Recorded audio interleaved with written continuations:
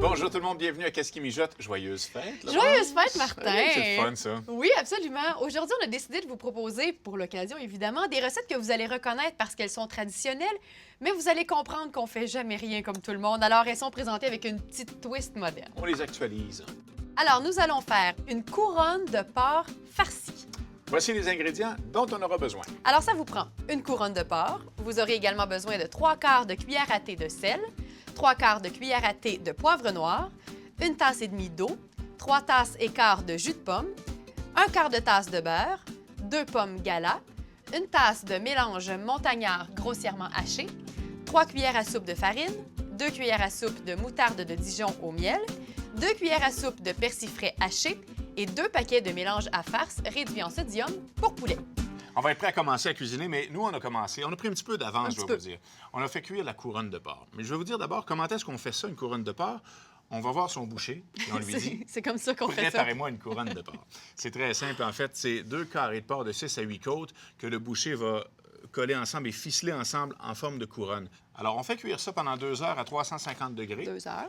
En sortant du four, on va laisser refroidir un peu ou, avec précaution, soulever la couronne et placer un petit carré de papier d'aluminium en dessous du trou, parce que c'est là qu'on va mettre la farce et on ne veut pas que la farce s'égoutte au fond de la rôtissoire. Voilà, On a tout fait ça d'avance. Et on a salé poivré avec la moitié de la quantité de sel et poivre. avant de mettre au four. Avant de mettre au four, bien sûr.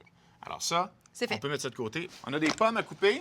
Et moi, pendant qu'on commence les pommes, je vais mettre dans une casserole l'eau, Tu veux des petits morceaux? une tasse et demie. Oui, je veux des petits carrés de pommes. Et on va utiliser aussi, la première mesure, c'est une tasse et demie de jus de pomme. Je mets aussi le beurre. Et on va porter ça à ébullition. Quand ça bout, on va ajouter les pommes. Alors, on s'occupe de ça. C'est ça. OK. On va ajouter aussi le mélange montagnard. Wow! Et on met les 2 paquets de mélange à farce. Ça sent tellement bon. Ça sent très bon. Là, on va retirer ça du feu. On va juste le mélanger juste assez pour qu'il soit Imbibé. imbibé. On couvre et on laisse reposer ça à peine 5 minutes. Ça a reposé 5 minutes, la farce est prête et on va pouvoir venir farcir l'intérieur de la couronne C'est super. avec ce qu'on a préparé ici. Moi, je vais prendre le reste de la farce dans la casserole puis je vais mettre ça dans un plat qui va au four, évidemment. On va faire cuire Mais le oui. reste de la farce, évidemment, Mais comme on oui. ferait avec la dinde traditionnelle. Alors ça, on va mettre ça au four, encore une fois, à 350 degrés pour une trentaine de minutes. Après 30 minutes de cuisson, on a sorti la couronne du four. Si vous voulez mesurer avec un thermomètre à viande Oui. pour la température interne, on recherche 150 degrés. En recouvrant, la cuisson va se poursuivre un peu. On va atteindre 155, 160. C'est Parfait. ça qu'on veut comme température interne. Je couvre ça. Couvre le papier d'aluminium, pas trop serré. On fait une canne.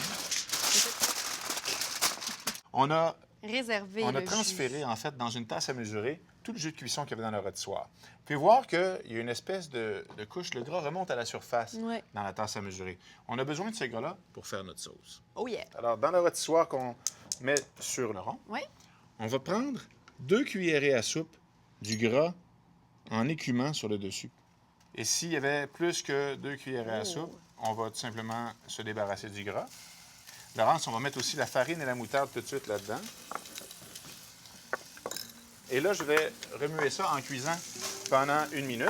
OK. Là, on va ajouter le reste du jus de cuisson qui est dans la tasse à mesurer. On met aussi le jus de pomme. Il nous reste aussi du sel et du poivre qu'on a réservé du début de la recette, qu'on ajoute maintenant. Et on va faire cuire ça pendant environ 3 minutes. La sauce va épaissir légèrement. Et à la toute fin, moi, j'ajoute du persil frais Parfait. haché. À la On peut fin? l'ajouter maintenant parce que Parfait. ça va dans une sauce. On pourrait aussi l'ajouter à la toute fin au moment de servir. Et puis, moi, ce que j'aime bien faire aussi quand la sauce est prête, c'est la passer au tamis pour avoir OK. une sauce plus lisse. Mais à ce moment-là, on garderait le persil pour après. la parce fin. que le persil, on le veut dans la sauce. Aïe, aïe, ça va être délicieux. Et moi, dans quelques instants, je vais cuisiner avec Nadja. Elle va chanter à la fin de l'émission, mais là, je vais cuisiner avec elle.